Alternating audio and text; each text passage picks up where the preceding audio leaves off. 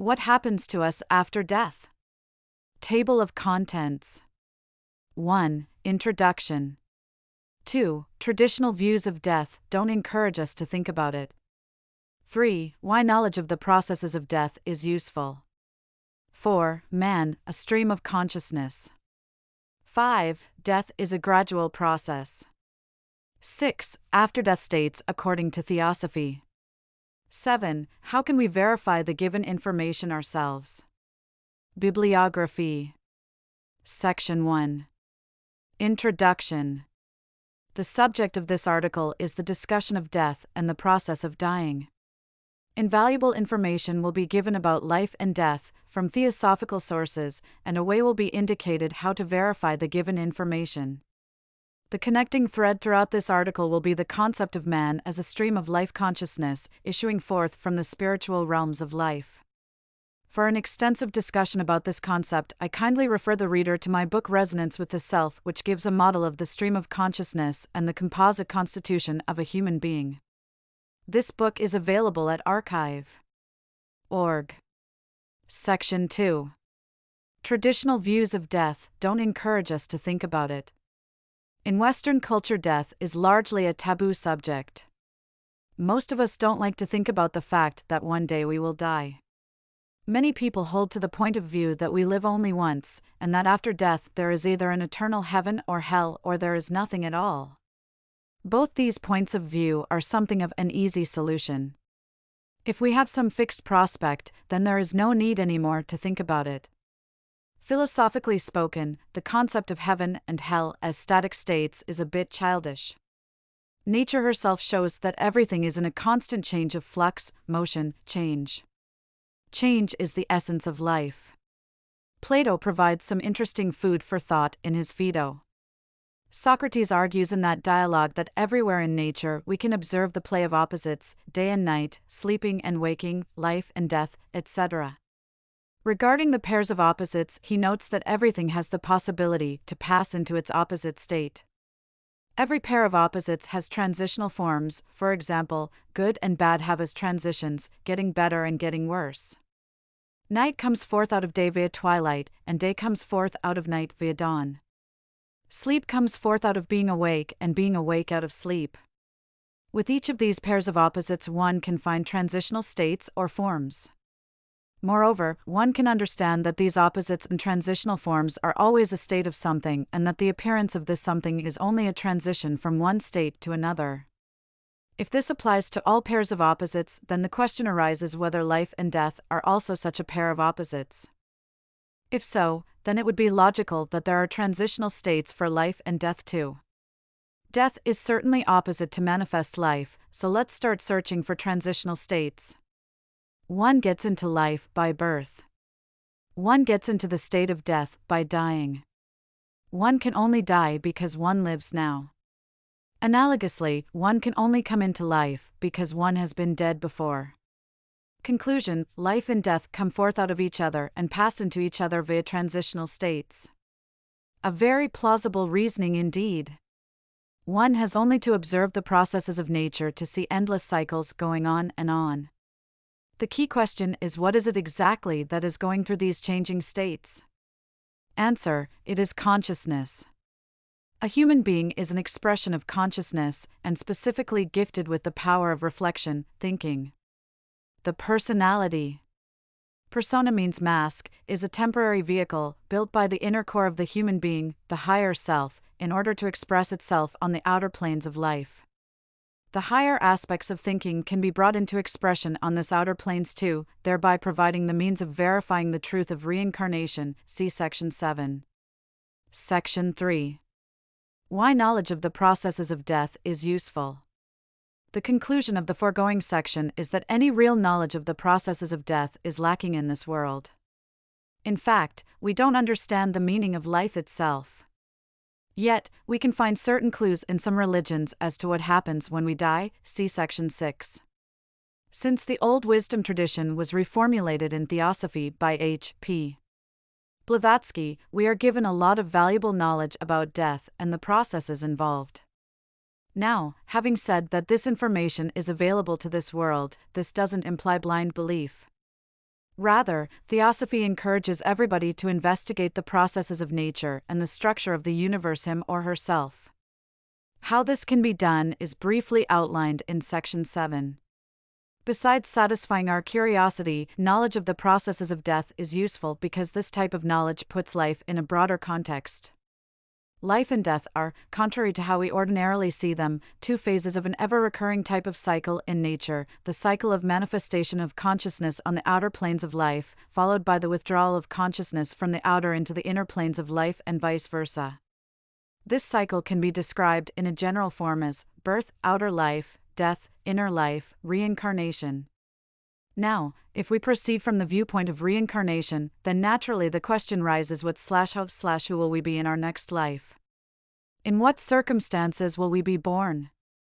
These may seem interesting questions, indeed they are to a certain extent, but the most important question is, what will be our character in our next life? Why is this such an important issue? Because our character is a decisive factor, not only regarding which family we will feel attracted to, but also how our entire look upon life will be and how we will live our lives. I tried to explain questions of character and how to refine it by developing one's higher faculties in Chapter 2 of my book Rediscovering Transcendence. The point is that we ourselves decide now what our character will be in our next life. By necessity, our character in its main aspects in our next life cannot differ very much from our character we have built during this lifetime. So we have to work now at ourselves, get some feeling for what we really are, deep inside, and bring some spiritual light in our character and express it in our life. No one else will do that for us. You can't buy a wholesome character. The only way to develop it is through selfless service and trying to understand the deep meaning of life and death. One of the tricks is starting to live in the now, to just be yourself. Dynamically doing what we feel and understand is necessary to do and go on. Don't expect too many fruits of your labor. Your mind will get trapped in expectations, a form of attachment. If you get a feeling for this, your life will gradually change into a more holistic one. You will feel more connected to the whole, the spiritual world, and to mankind as a whole. Your appreciation of nature and her wondrous works might raise considerably. So, knowledge of the processes of death is really knowledge about the processes of life and is important for our everyday life. As your understanding of the inner states of life and consciousness, and how these connect to daily life, expands, verification of the information that is provided here and in my other articles becomes possible. Also see Section 7. Section 4. Man, a stream of consciousness, the composite constitution of man. In my last book, Rediscovering Transcendence, Appendix A, one can find a diagram that portrays the composite constitution of the human being. This has been designed by Professor G. de Puricher in order to clarify the connection of the human being with the cosmos. This section in that book is omitted here in order to streamline the current text. The many technical terms employed there require a deeper study of de Puricher's work. See the bibliography at the end of this chapter. Section 5. Death is a gradual process. What happens near the end of one's life? To answer this question, we should first of all recognize the fact that we feel a certain attraction to outer life. We want to play our role on the stage of this world. The stream of consciousness manifests itself because there is a certain characteristic within the stream that is attracted to the outer planes of life. If we are honest with ourselves, then we can easily be aware of this fact. In the course of life, this attraction gets a bit less strong. We have witnessed many events and see a repetition of the same old patterns over and over again, wherever we look. The attraction to the inner planes or states in the stream of consciousness gets stronger for us. Bit by bit, we lose the interest in outer life. We start having periods of absent-mindedness. The stream of consciousness flashes up and down, so to speak, between the outer and inner planes or states of consciousness. The turning point has been reached for our personal soul. This period of the lessening of our attraction to outer life usually takes months to perhaps even years, varying with each individual, of course. When the body, the outer vehicle, wears, it will break down in the end. The stream is interrupted. Compare an ordinary light bulb.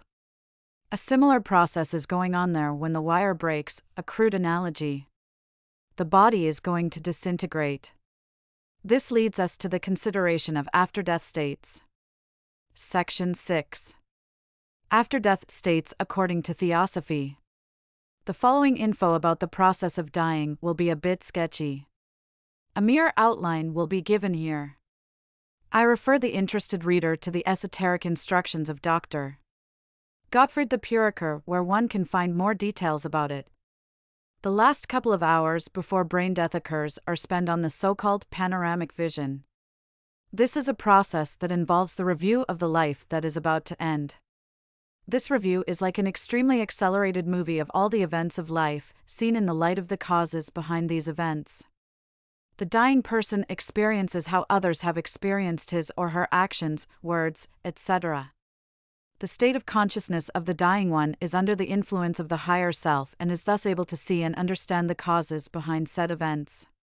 Besides personal karma, there are other causes as well: familial, tribal, national, and global causes. One could call this panoramic vision a teaching or instruction for the dying human. After physical death of a person, there's the following situation. 1. There is the physical body, which is decomposing. The energy field or that part of the aura that is connected with the body is decomposing as well.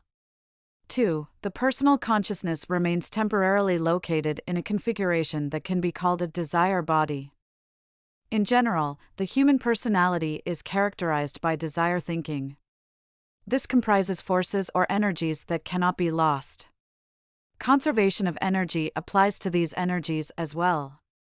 Transformation or utilization of force into other directions is possible and is dealt with in Chapter 2 of this book. After physical death, the force of desire binds human consciousness to said configuration. This will terminate when the deceased has liberated himself or herself from earthly desires that still bind him or her to this world. Now, where is this configuration to be found? Obviously not in the material world. It is in a place that the Roman Catholics call purgatory. The Greeks called it Hades, the ancient Egyptians called it Amenti, the Tibetans call this the Bardo. The human being determines the duration of this state by the way he or she lives his or her life now. If one leads a spiritual life, serving one's community, then one will have a short stay in the Bardo. This can vary, say, from a couple of days to a couple of weeks. If one lives otherwise, paying a lot of attention to personal status, filled with selfish ambitions, and paying little attention to the needs of others, then one will have a much longer stay in the Bardo. When the deceased one has liberated himself or herself from the lower desires, then the second death occurs. This implies the absorption of the higher aspirations, higher desires, and noble qualities into the field of the higher self, or spiritual part of our being. Remember that the higher self is the spiritual parent of the personality. This marks the end of the Bardo state for the deceased. The spiritual and intellectual qualities and noble aspirations are precisely what remains of the deceased. Sometimes, these qualities and energies are called the spiritual aroma, and that is what enters a new state of consciousness. This is an exalted, dreamy state of spiritual fulfillment of all the ideals the person has cherished during lifetime. This can also be seen as a kind of reward for undeserved suffering on earth for this person. These sufferings stem to a large degree from the consequence of collective deeds and thoughts of the human race. From the point of view of the personality, these miseries are not deserved. Yet, being part of humanity, one cannot escape all the stupidities and violence in this world. Of course, this includes one's own follies as well. What has remained of the personality is now dream sleeping in the bosom of the spirit or higher self. This sleep can continue for centuries. In its next earthly life, the reincarnated person will commence with an improved character. All the ancient peoples of the world believed in the reality of reincarnation, and a majority in this world still does. Buddhists, Hindus, Druids, Celts, Britons, Gallics, Platonists, Pythagoreans, many Gnostic Christians are only some of the people that hold to this doctrine. Add to this the Inca and Maya civilizations, the old Egyptians, the Roman Poets Virgil, Lucretius, Horatio, the Stoics, and the list is still not completed. Also, the Jewish Zohar, the famous Kabbalistic book, contains references to reincarnation. The Christian Bible contains some implicit references to this doctrine. See the Gospel of John. The famous church father Origen was very familiar with this doctrine. Eusebius was one of the church fathers who helped to eliminate the doctrine of reincarnation from the Christian faith, which was more a sort of collection of sects. Needless to say that nature doesn't go along with this decision. Reincarnation is the lost thread in our society. Understanding this key to life, together with that of karma, would fundamentally change the way we live. It would bring some order in this chaotic world, if properly understood. One question about reincarnation, namely, why don't we remember our past lives, can be shortly answered here. The point is that we get a new brain in our new life. This new brain doesn't hold the memories of the past lives.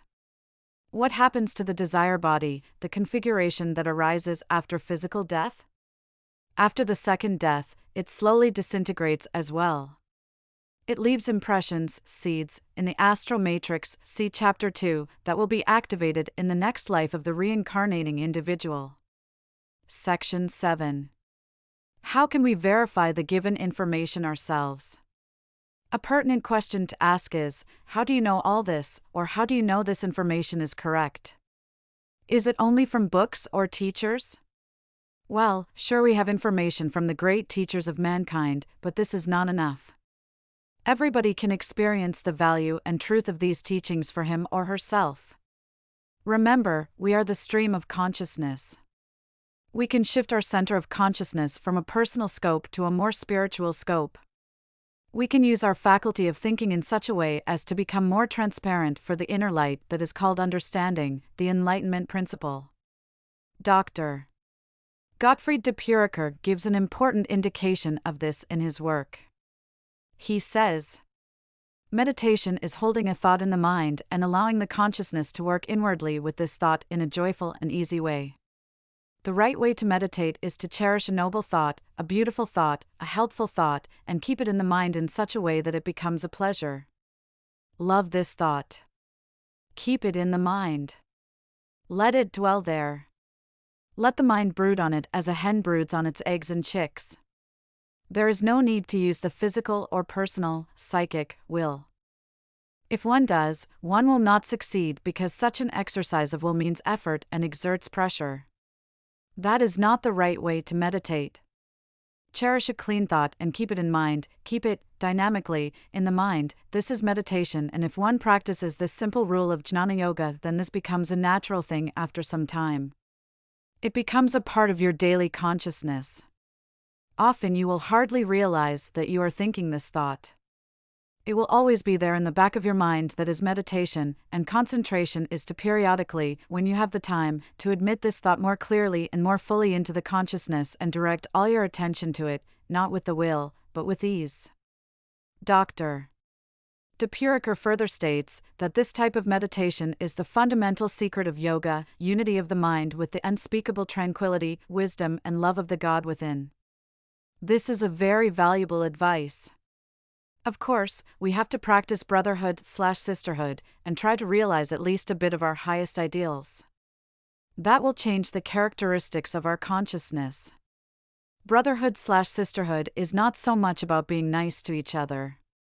Rather, it has to do with respect for the uniqueness of other beings and trying to learn something from each other. We can learn something from the other when we try to identify ourselves with the essence of the other, using our empathic faculty, an aspect of the faculty of understanding. So, our relationships with other people are deeply involved here. While spiritual growth processes can be painful sometimes, one reason being the immense resistance we encounter in ourselves and others, it is beautiful too. We will experience more depth, warmth, humanness, less automaticity, etc. in our relations with others. Of course, sometimes we will have inner struggles, and, who knows, outer struggles too. All worthwhile things must be conquered. A critical investigation and verification is always necessary regarding esoteric teachings. I myself would never just accept teachings from others without applying my best powers of philosophical scrutiny and without testing these teachings in my own life. This testing involves the becoming familiar with one's own composite constitution and its relation with nature, the world. The old wisdom religion provides pointers on the spiritual path. It is for the self-chosen, self-elected, to start their journey along the path, a path that is defined, characterized, by the motive of the seeker.